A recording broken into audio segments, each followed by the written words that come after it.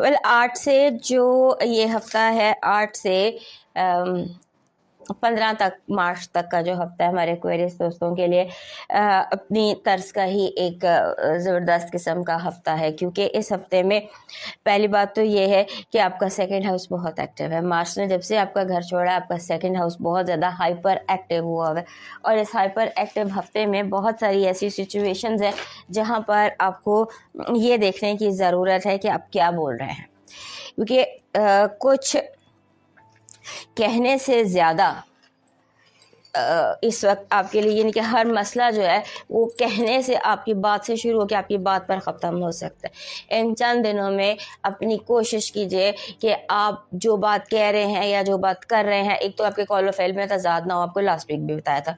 This week आपको ये बताना है कि अब अपने सोच कर बोलना है। आप एक ऐसे पॉइंट से एस्ट्रोलॉजिकली एक ऐसे केओस से गुजर रहे हैं जहां आपकी बात को बहुत ज़्यादा बढ़ा चढ़ा कर बयान किया जा सकता है और आपकी बात का कोई भी गलत मतलब निकाला जा सकता है। आप जैसे कहते हैं ना, एक होता है रोको मत जाने दो, इसको हम ऐसे समझ लें कि रोको मत जाने दो। एक ही जुमला है लेकिन इसके मायने कितने फ़र्क है। रोको मत जाने दो और दूसरा रोको मत जाने दो, रोको मत जाने दो, एक ही बात है, बट मीनिंग्स में ज़मीन आसमान का फ़र्क। That is how your life is going to be this week, कि आप जो भी कहेंगे उसमें नुक्ता डाल के कॉमा वगैरह डाल के ये चीज़ें जो वो कुछ की कुछ बना दी जाएंगी।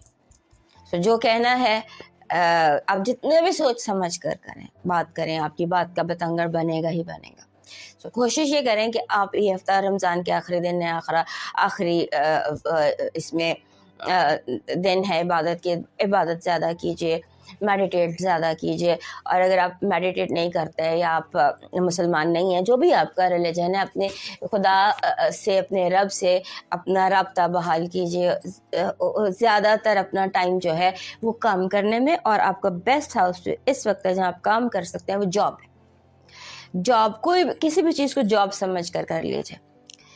लाइक रोज़ाना सुबह आपने अपने गार्डन में अपने फूलों को, अपनी बालकनी में अपने गमलों को देखना है, बनाना है, that is your job. Anything can be your job.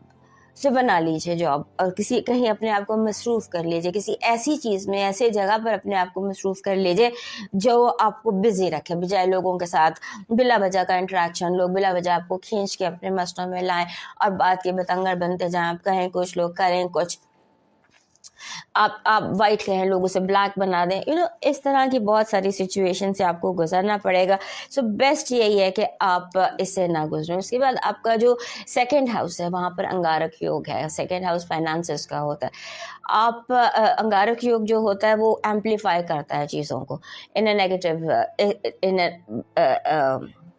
Probability यही होती है, it is not bad but it is not काम, सुकून नहीं है, एक बेसुकूनी की कैफियत है। सो आप रॉन्ग इन्वेस्ट कर सकते हैं, आप आपके पैसे गुम सकते हैं, आप किसी गलत बंदे को लोन दे सकते हैं, किसी गलत बंदे से लोन ले सकते हैं। फाइनेंसिस जो है वो that is very messed up, chaotic situation finances की, उसको ध्यान में रखिए। और उसके बाद आपका जो रूलर है आपके 4th हाउस में है, और जो उसकी डिग्रीज़ हैं वो अपनी लास्ट डिग्रीज़ पर पहुंचा हुआ है, बहुत फास्ट है। सो आपके अपने अंदर भी तेज़ी आएगी, बी केयरफुल विद दैट। और फिर ये कि आपके इस हफ्ते आप की, जैसे मैं कह रही हूँ, जो कि आपने बोलना बहुत ध्यान से है, लेकिन कोई चीज़ है जो आपको बोलने पर मजबूर कर रही है, वो वीनस है जो आपके 3rd हाउस में है, और वो कंजंक्ट कर रहा है नेपच्यून के साथ और सैटर्न के साथ।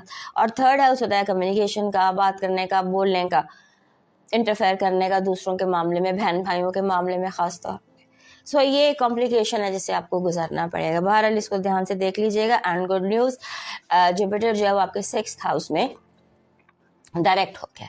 6th हाउस में डायरेक्ट होने का मतलब कि आप जो हैं वो 6th हाउस में डायरेक्ट होने का मतलब ये कि आप हेल्थ, जॉब और डेली रूटीन, इसमें जो उलझने आ रही थी वो ख़त्म हो जाएंगी। एंड जो भी आपकी लाइफ है, जो भी एज है, even if you are 90 year old, तब भी आप कोई जॉब तो तलाश कर ही सकते हैं, अपने लिए कोई मसरूफियत तो तलाश कर ही सकते हैं। मिल सकती है। सो फाइंड अपने आप को बिजी रखने का कोई तरीका इस हफ्ते आपको कुदरत मुहैया कर रही है। Look at it, focus on that. आपकी पॉजिटिव एनर्जी कह रही है कि आप इस हफ्ते ऐसे लगता है कि जैसे आंधियाँ तूफान गुजर जाने के बाद की जो कैफियत होती है, जैसे बहुत खुल के बाहर आती है, वो माहौल है कि जैसे बादल गुजर जाने के बाद सूरज जम के चमकता है।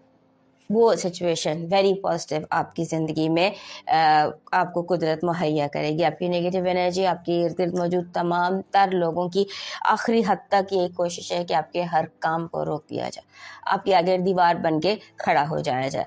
आपकी लव वाइब बहुत अच्छी है इस हफ्ते। You can do this thing, you can find love for your self, you find friends, you find your tribe, अपने लोग, अपना कबीला, ऐसे लोग जिनके साथ आप बातचीत कर सकें, जिनके साथ आप अच्छा वक्त गुजार सकें, ऐसे लोग तलाश करने की कोशिश कीजिए। और वाकई आपका लकी नंबर भी 6 है।